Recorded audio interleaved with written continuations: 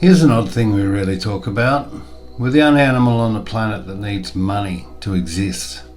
Not to thrive, not to upgrade, just to exist. Every other creature gets born, eats, adapts, dies. We get born in debt. Before we can walk, there's rent, power, insurance, registration, subscriptions. Welcome to Earth. Please insert credit card. What would you tell your younger self? Sleep well, eat well, your health is everything. When you're young, people ask you, what do you want to do with your life? What do you want to be? It's curious, no one ever gives you some realistic context that would help you answer that. Like, by the way, for the next 40, 50, 60, 70 years, you're going to have to sell chunks of your life, your health, your sanity, just to stay alive. If someone had told me that in my teens, I wouldn't have listened anyway. I already thought I was ahead of the game.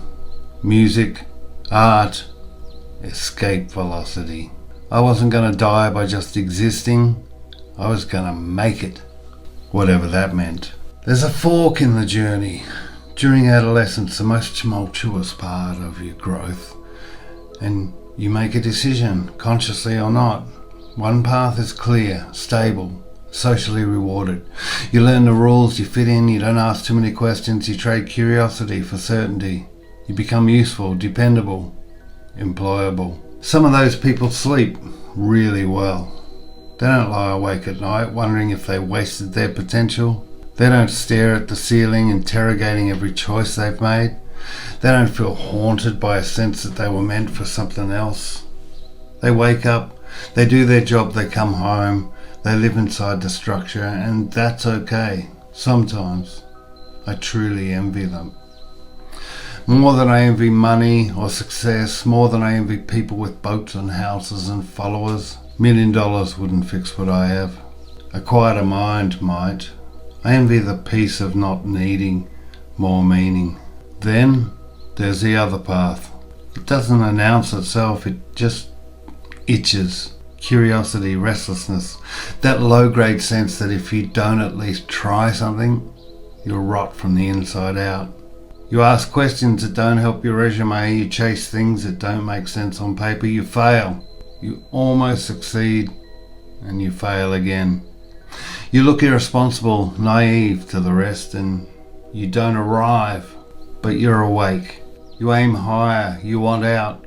You want meaning, recognition, transcendence, something. You don't want to be processed. You want to be exceptional. So you push, you grind, you sacrifice. You keep telling yourself it'll make sense later. And sometimes it works. You get where you wanted. You stand above the crowd. You're no longer on the conveyor belt. But you're alone up there. And I'll tell you this for free. You can escape the system and still end up numb. You can win and still feel hollow. You can make it and realize you never defined what it was. Some people can live quietly and be whole. Some people need to chase and still feel incomplete. Some people can live inside the system and feel held by it when others feel crushed by the same walls. Neither is noble, neither is shameful. But confusing one for the other will cost you. If you're built to settle, settle well. Protect that peace, it's rare. If you're not, don't sedate yourself into pretending you are. Your sleep will tell on you, your bitterness will leak out sideways. And people learn to live with that.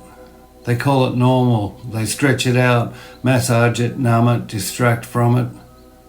But bodies keep score. They remember every compromise. Every time you swallowed something you wanted to say, it sits in your shoulders, in the way your jaw clenches without you noticing, a heaviness in your chest, a stiffness in your neck, a tiredness that sleep doesn't quite fix. It's not dramatic pain, it's low-grade tension, background noise. I don't have a neat answer here. I'm not selling freedom. I'm not promising happiness, just this uncomfortable truth. A life that looks successful from the outside can still feel like a slow suffocation from the inside. And a life that looks messy, unstable, unfinished can still feel honest. If you haven't quite figured it out yet, I hope this helps. If you're young and listening, I don't want you to reject work or money or responsibility. I want you to understand the cost before you pay it. For decades. Because you're about to trade most of your life for money. And if you don't choose carefully, you'll wake up one day rich in routine and poor in meaning. So if you feel out of step right now, good. That means you're still listening. And if you feel that weight in your shoulders, that quiet pressure in your chest, it doesn't mean you're broken. It means you can feel your future. So take flight. Not recklessly, not arrogantly, but deliberately. Be the power. Don't look back. And don't apologize for wanting more than survival. I wish for you a more informed choice than I made. Choose carefully. You'll be living with the consequences far longer than anyone else will be watching.